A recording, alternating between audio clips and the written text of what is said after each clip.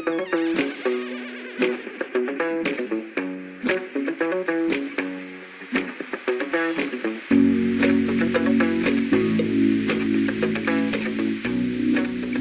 day, my friends. Let's learn something new today. Hi, everyone. Welcome back to another fun and educational session. Today, we're diving into the world of grammar, specifically focusing on how to say no the simple way. Don't worry, it's going to be fun. Grammar doesn't have to be boring or complicated. We're talking about the present simple negative tense, which is a fancy name for a simple idea. It's a way to express negation in English, making it clear when we don't want something or disagree with something. Basically, it's how we say no in English, but in a grammatically correct way. It's essential for clear communication. Imagine you want to tell someone you don't like pineapple on pizza. Because really, who does? You wouldn't just shout, "No, pineapple, pizza." Instead, you would use the present simple negative tense to say, "I don't like pineapple on pizza." It's clear and polite. That's where the present simple negative comes in handy. It helps us express our dislikes, disagreements, or simply state facts in a clear and grammatically correct way. For example, if you don't enjoy a particular activity, you can say, "I don't like running." It's straightforward and leaves no room for confusion. It's like when I tell my wife, Portia, "I don't want to watch that scary movie again." It's a clear way to express my preference. It's simple, it's direct, and it gets the point across. No misunderstandings, just clear communication. And trust me, when it comes to scary movies, I am very clear about what I don't want to watch. It's all about being honest and straightforward. So get ready to become a master of saying no in English. We'll practice together and make sure you feel confident. We're going to break it down, make it easy, and maybe even have a few laughs along the way. Learning grammar can be enjoyable, because learning grammar doesn't have to be boring, especially when we're together. Let's dive in and master the art of saying no. So, when do we use this no magic? It's all about the present moment, things we do or don't do regularly. Think of your daily routine, your habits, things that are generally true. For example, I don't drink coffee in the morning. That's my truth. Coffee and I just don't get along, especially before my morning dance party. Or, my dog doesn't sing in the shower. Well, at least not yet, but we're working on it. The point is, we use the present simple negative for actions or states that are true right now, in the present. It's about those things we don't do habitually or facts that are currently negative.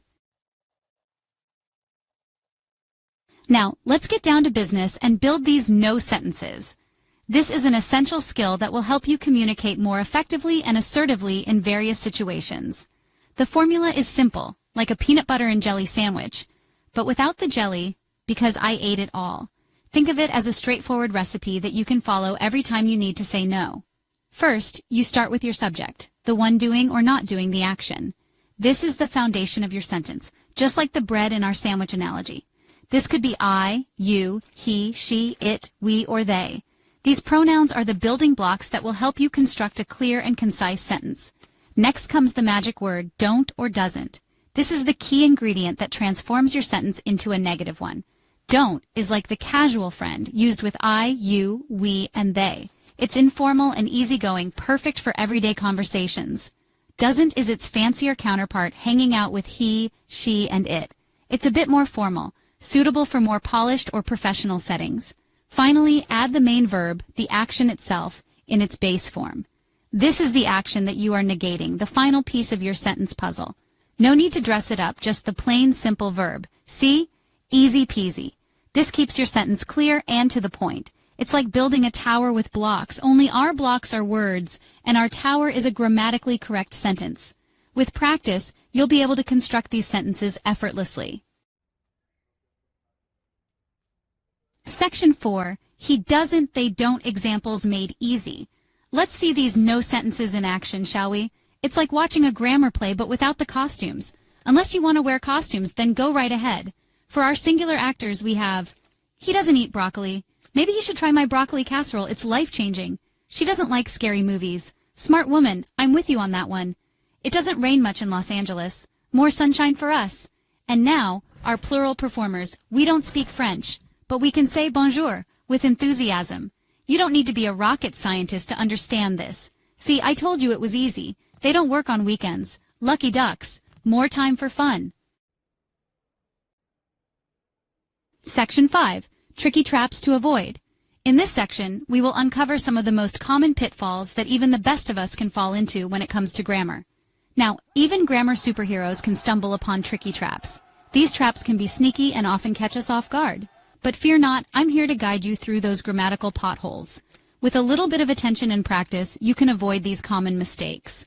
One common mistake is forgetting the S at the end of the verb when using he, she, or it in the present simple tense. This small letter can make a big difference in your sentence.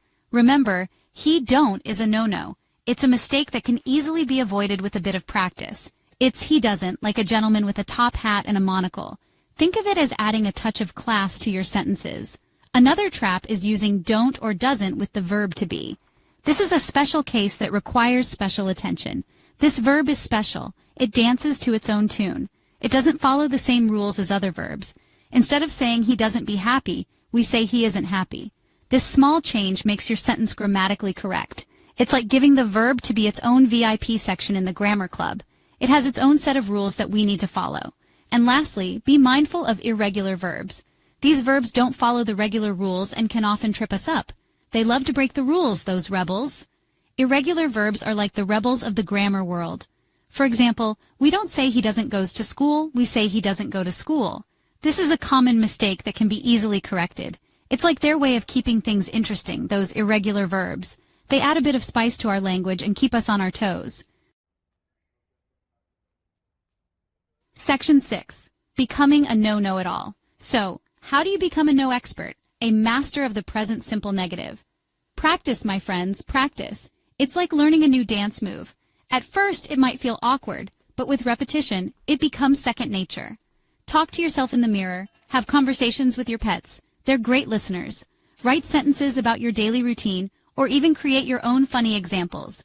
The more you use it, the more natural it will become. And remember, it's okay to make mistakes. Even grammar gurus like me trip up sometimes. The important thing is to learn from those mistakes and keep practicing.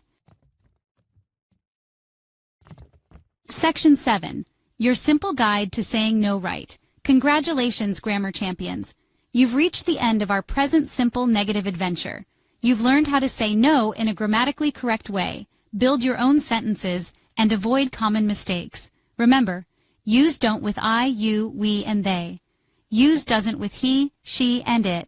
Add the base form of the verb after don't or doesn't. Be careful with irregular verbs. Now go forth and use your newfound knowledge with confidence. And remember, when in doubt, just imagine me saying, you can do it, because you can, and you will. Now go out there and make grammar fun.